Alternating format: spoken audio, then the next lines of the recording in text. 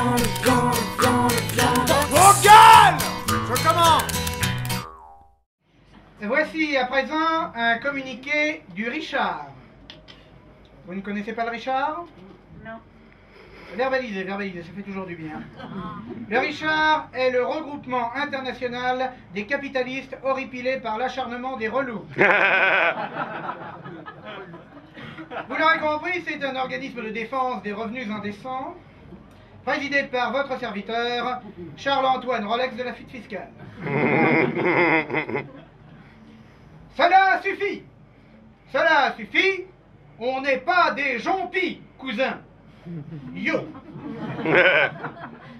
Cela fait plusieurs mois maintenant que la meute des médiocres a pris pour cible ceux qui ont le bon goût de ne péter que dans de la soie. Dans de la soie française, je précise. Pas de la soie chinoise, car nous sommes patriotes, nous. Nous n'allons pas acheter du tissu cancérigène chez Toto, nous. Nous ne nous ruons pas sur des couettes transgéniques de la foire fouille, nous. Ainsi, sous le fallacieux prétexte que nous n'avons pas le goût de dormir dans des cartons humides et que nous préférons à un coquettéen de la banlieue de Roanne un spacieux 1000 km² au centre de Dubaï, nous sommes l'objet, au mieux des colibets, au pire de la haine, de l'aigreur, de la plèbe, des pouvoirs publics et même, et ça c'est nouveau, des journalistes, des quotidiens dont nous sommes pourtant les propriétaires. Pour mémoire, Libération c'est Rothschild, hein. Casse-toi riche con, mais merci patron. Certes, nous avons l'habitude de la hargne et de la jalousie des gagne-peu.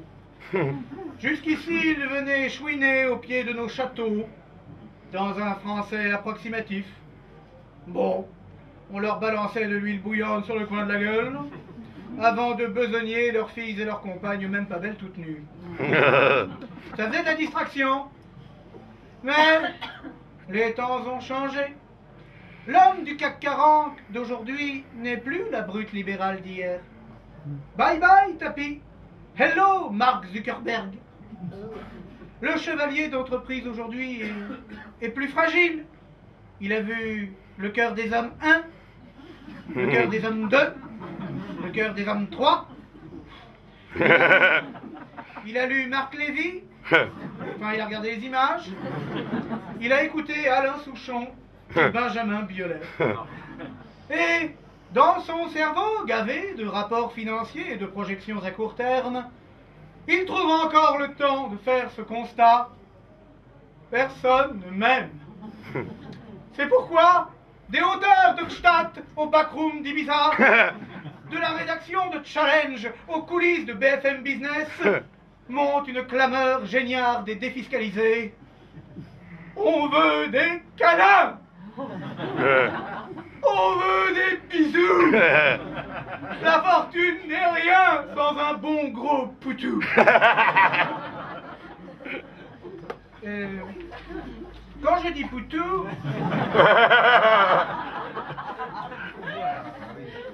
je ne parle pas du ridicule ouvrier spécialisé candidat à la présidentielle, qui avait tout l'air de sortir d'une pub pour Benenuts et qui est parti depuis suivre une formation d'imam sur les conseils de Ligné Besancenot. Non! Quand je parle de poutou, je parle du contact brusque et baveux entre un kidam enthousiaste et l'objet de son désir. Nous voulons des poutous, nous voulons des calinous. Nous sommes de petits caliméros à la coquille plaquée or.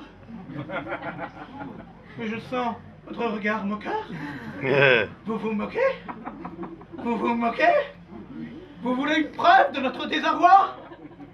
Eh bien, pas plus tard qu'hier, à la sortie du conseil d'administration de mon groupe, j'ai surpris un de mes conseils financiers, sanglotant dans son mouchoir Hermès. Non pas parce qu'il avait oublié une virgule dans les déductions fiscales, mais bien parce que la femme de ménage, qu'il avait croisée dans l'ascenseur, alors qu'elle partait pour un de ses 503 temps partiels de la journée, cette femme de ménage, donc, l'a topponement snobé. Elle l'a snobé dans l'ascenseur, alors même que c'est lui qui lui signe son risible chèque de 4 €. Alors ce serait ça, le monde d'aujourd'hui? Le comptable humain entre le cadre et la soubrette est-il donc dorénavant impossible? DSK aurait-il tout sali, en plus de sa chambre d'hôtel? Non, nous ne le croyons pas. C'est pourquoi nous donnons rendez-vous à tous les hommes et à toutes les femmes de bonne volonté demain à 15 h sur la place de la Défense pour une grande huggy party. Autrement dit, un moment câlin. Tenue correcte et effusion exigée. Venez, venez mes amis, venez, venez caresser Serge Dassault, Arnaud Lagardère et même Bernard Arnault venu en TGV de Belgique pour trouver de l'amour. Oui, de l'amour, car nous sommes au bout du rouleau affectif. C'est l'OPA de la dernière chance. Et je vous conseille de vous arrêter de vous moquer, hein? Ne sous-estimez pas notre désespoir. Si, par malheur, demain, nous devions trouver une place de la Défense complètement vide, les conséquences en seraient terrifiantes. Pour vous, nous délocaliserons toutes les entreprises du pays en Chine, d'un coup, du jour au lendemain. Ça va vous faire drôle. Nous nous arrangerons pour que la France décroche un triple Z aggravé à la prochaine notation. Et nous avons même les moyens de faire que le prochain président de l'UMP soit Nadine Morano. Voilà,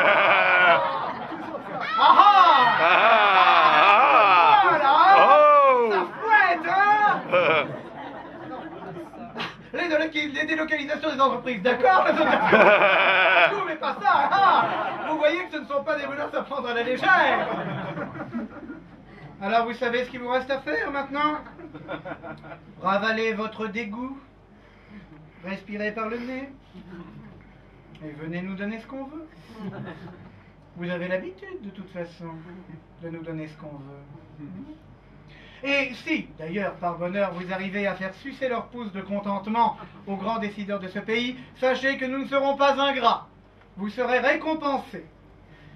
Vous voulez savoir comment vous serez récompensés? Eh bien, vous savez qu'en ce moment, Johnny Hallyday chante en France et fout son fric à l'étranger. Eh bien, si vous êtes gentil avec nous, on s'arrangera pour qu'il se passe exactement l'inverse. Oui, ça vaut le coup, non?